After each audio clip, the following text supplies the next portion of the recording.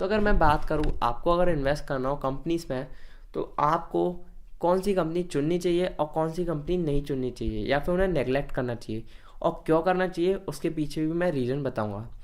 तो हम शुरुआत करते हैं। जैसे कि कुछ कंपनीज है लाइक रिलायंस हो गई, एस टेक हो गई, आपकी इन्फोसिस हो गई, TCS हो गई। तो इन कंपनीज में आपको इन्वेस्ट नहीं करना चाहिए। अब नहीं करना चाहिए तो उसके पीछे रीज़न क्या है?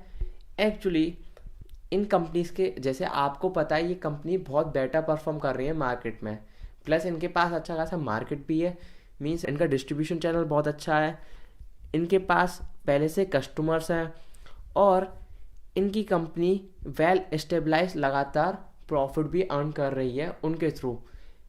बट यहाँ पे एक लैक आ जाता है। तब एक चीज़ के बारे में हर किसी को पता होता है, और ये पता होता है कि वो एक अच्छी चीज़ है, तो उसकी डिमांड अपने आप बढ़ जाती है, और डिमांड बढ़ती है तो क्या होता है, उसकी वैल्यू बढ़ जाती है, और वैल्यू बढ़ती है तो आपको भी पता है वो चीज़ें ओवर वैल्यूड प्राइस पे मिलती हैं।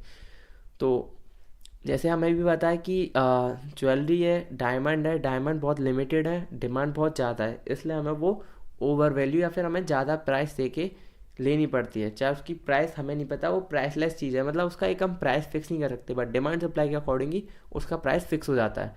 अब बात करता हूँ यहाँ पे स्टॉक मार्केट में। तो स्टॉक मार्केट में भी कुछ ऐसा ही होता है। तब आप कुछ गिनी चुनी कंपनीज में इन्वेस्ट करते हो, तो आपका इन्वेस्टमेंट तो होता है अच्छा है, ऐसा नहीं है लॉन्ग टर्म में वो कंपनीज डूबने के चांसेस बहुत लिमिटेड होते हैं, बट जो वो प्राइस पर ट्रेड कर रहे होते हैं वो थोड़े फेयर वैल्यू से बहुत ऊपर होते हैं।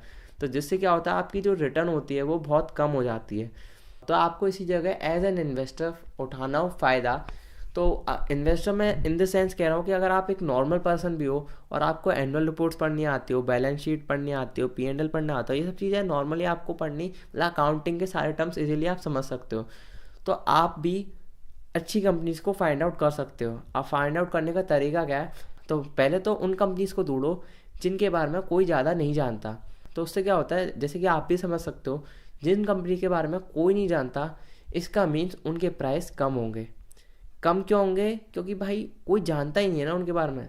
तो चलो मैं पहले एक एग्जांपल लेता हूँ, तो उससे सबको अच्छे से समझ में आ जाएगा। तो उसके बाद हम इस टॉपिक को कंटिन्यू करेंगे।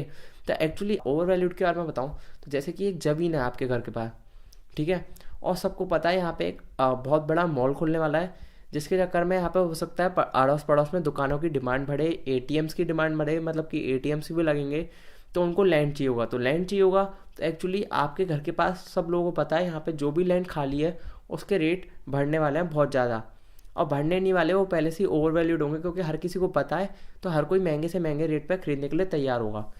तो इन दिस केस अगर आप वो लैंड खरीदते हो, तो अगर प्रॉफिट भी होता है तो वो बहुत मार्जिनली लो होगा, क्योंकि सबको बताती है, आपको बताती, तो आपको उसके लिए हायर रुपीज़ पे करने पड़ गए।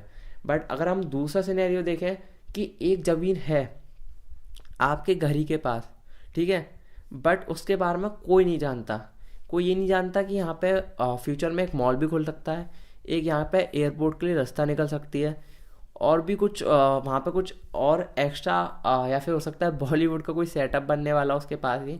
तो मतलब कुछ भी वहाँ पे ऐसा होता है, तो लोगों को अभी अंदाज़ा नहीं है, बट आपको है उसकी फ्यूचर पोटेंशियल के बारे में अंदाज़ा, कि हाँ ये इसके पास मतलब ये लैंड है, बट इसमें फ्यूचर में अभी नहीं, अभी किसी को नहीं पता है, इसलिए इसमें पोटेंशियल नहीं है रुपये जनरेट करने की। बट जिस दिन वो कैटलिस्ट ट्रिगर होगा, मतलब जिस दिन ऐसा कुछ इवेंट होता है, तो उस दिन मेरी ज़मीन के प्राइस बढ़ेंगे। तो अभी आपको लग रहा होगा रिस्क ज़्यादा, क्योंकि अभी ज़मीन के दाम नीचे है, बट वो आप अगर आज उसमें इन्वेस्ट करते हो और कल कुछ ऐसा होता है उसके पास, तो आपकी जो फ्यूचर रिटर्न होगी वो बहुत ज़्यादा होगी, मतलब उसमें जो मार्जिन होगा ना आपके बाइंग प्राइस और सेलिंग प्राइस में, वो बहुत ज़्यादा हो जाएगा। तो यहाँ पे यही एडवांटेज हो जाता है अगर आप एज एन इन्वेस्टर कोई कंपनी बाय करते हो जिसको कोई नहीं जानता।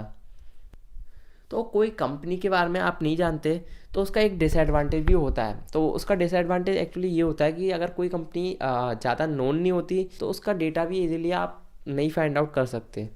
तो उसको रिसर्च करने के लिए या तो आप उनके एम्प्लॉय से कांटेक्ट कर सकते हो, उनकी वेबसाइट से एनुअल रिपोर्ट पढ़ सकते हो, डिटेल निकाल सकते हो। वैसे कंपनी की डिटेल्स एंड उसकी वेबसाइट से निकालोगे तो कंपनी कभी अपने फ्लॉस नहीं दिखाएगी। तो कोशिश करें कुछ एक्सटर्नल ऐसे सोर्सों से भी आप डिटेल निकालें, जिससे कि आपको सब कंपनी के बारे में क्लियर हो जाए। और सबसे बड़ी चीज़, आपको फंडामेंटली क्लियर होना चाहिए कि कंपनी जिस प्रोडक्ट एंड सर्विस में डील कर रही है उसकी डिमांड आने वाले टाइम में क्या होगी, कितनी रहेगी। कितनी का तो मतलब अंदाज़ा नहीं लगा सकते, बट हम जैसे कह सकते हैं कि हाँ, आने वाले टाइम में एआई की एक फ्यूचर वैल्यू बहुत ज़्यादा है, या फिर पोटेंशियल है कि वो अभी नहीं कोई यूज़ कर रहा, बट आने वाले टाइम में हर कोई बंदा एआई बेस्ड जितने भी प्रोडक्ट होंगे सब यूज़ होंगे। ऐसे ही हम बात कर सकते हैं कि वीआर, हम ये मानते हैं कि वीआर का भी एक आने वाले टाइम में बहुत बड़ा फ्यूचर है। अभी तो उसके लिए अभी एप्स एंड मूवीज़ भी अभी बहुत लिमिटेड बनी है, बट जैसे जैसे समय के साथ ये चीज़ें डेवलप्ड होंगी, इंसान की कोडिंग पावर डेवलप होंगी, तो इन चीज़ों की भी डिमांड बढ़ेगी, क्योंकि इनके एक्सपीरियंसेस बहुत डिफरेंट होते हैं। तो ऑटोमेटिक कार कह सकते हो, वो कार की भी पोटेंशियल है कि डिमांड बढ़े बहुत ज़्यादा। तो इलेक्ट्रिक कार के भी बहुत पोटेंशियल है कि पूरा इंसान स्विच कर ले पेट्रोल और डीजल से। सोलर पैनल्स की भी हो सकती है। तो ऐसे जिन चीज़ों के आपको प्रोडक्ट सर्विस में दम लग रहा है और लगता है कि फ्यूचर में इनमें पोटेंशियल है काफ़ी ऊपर जाने की, अपना पोर्टफोलियो तो डाइवर्सिफाइड रखो ही, बट जिन जिन आपको सेक्टर्स चीज़ों में लगता है उन कंपनीज़ को चूज़ करो जिनमें पोटेंशियल भी दिखता है कि हाँ, इनका मैनेजमेंट अच्छा हो, आने वाले टाइम में ये मार्केट कैप्चर कर लेंगे। तो अभी उनके पास अगर उनकी ईपीएस पीई सब कुछ अच्छा दिखा रहा है, बट उन पर फ्यूचर पोटेंशियल भी है, तो इसका मीन्स अभी उनके पास बहुत बड़ी पाई है। तो इतनी बड़ी पाई अगर वो खुद कैप्चर कर लेंगे, तो आप सोच सकते हो कि तो वो फ्यूचर में कितना प्रॉफिट जनरेट कर लेंगे, जो कि अल्टीमेटली आपके लिए बेनिफिशियल होगा, क्योंकि आप उस कंपनी में पार्टनर होंगे। पार्टनर मीन्स आपने भी शेयर के थ्रू भागीदारी ले रखी होगी। तो मेरे ओपिनियन में ऐसी कंपनीज में आपको इन्वेस्ट करना चाहिए, और कोशिश करना चाहिए कि आप ऐसी कंपनीज ना बाय करें जिसको हर कोई जानता है कि ये अच्छी कंपनी है। तो आप उन कंपनीज को भी बाय कर सकते हो, बट तभी जैसे कि कोई बबल बस्ट हुआ या फिर कोई मार्केट में क्रैश हुआ किसी वजह से, तो अगर ऐसा होता है उससे क्या होता है कि इन कंपनीज पर भी इम्पैक्ट होता है, तो लोग ज़्यादा से ज़्यादा शेयर सेल करके निकल आते हैं। बट उस केस में भी मैं आपको बताऊं बेस्ट सिनेरियो, तो इन कंपनीज के शेयर कम सेल करते हैं, क्योंकि फिर भी लोगों को भरोसा होता है कि ये कंपनी नहीं डूबेंगी। बट दूसरी कंपनीज की बात करूं तो उन पर भरोसा नहीं होता। जैसे आपको बताया ना, आपके पास की जो लैंड है जो सस्ती है, अभी किसी को उस पर भरोसा नहीं कि उसके प्राइस बढ़ भी सकते हैं, बट तब बढ़ेंगे तो हर कोई की नज़र उस पर पड़ेगी और ख़रीदने भी आएगा। हर इंसान की यही फितरत होती है। तो एक्चुअली इन दिस केस भी यही होगा सेम। तो आप अगर इस टाइम पे कुछ ऐसी कंपनीज फाइंड आउट कर लेते हो क्रैश के टाइम पे, जो मिड कैप या स्मॉल कैप की हैं और ना कोई उन्हें जानता, बट उनकी फ्यूचर पोटेंशियल बहुत अच्छी है, तो वो बहुत ज़्यादा ही चीप रेट पे मिल जाएंगी। बट अगर आप उस टाइम पे भी लार्ज कैप वाली कंपनीज को खरीदने जाओगे तो सस्ते प्राइस मतलब फेयर वैल्यूएशन के आसपास पे मिल सकती है, बट उतने चीप रेट पे या फिर उतने चीप वैल्यूएशन पे नहीं मिलेगी मार्जिनली, जितना वो small cap and mid cap वाली कंपनीज आपको मिल सकती हैं। और एक माइक्रो कैप भी होती है, तो वो हर कोई उसको एनालाइज नहीं कर सकता। उसको एनालाइज करना है तो आपको एक एक्टिव इन्वेस्टर की तरह अपने एफर्ट्स लगाने होंगे। तो आशा करता हूँ आपको ये इन्फॉर्मेशन बहुत पसंद आई होगी।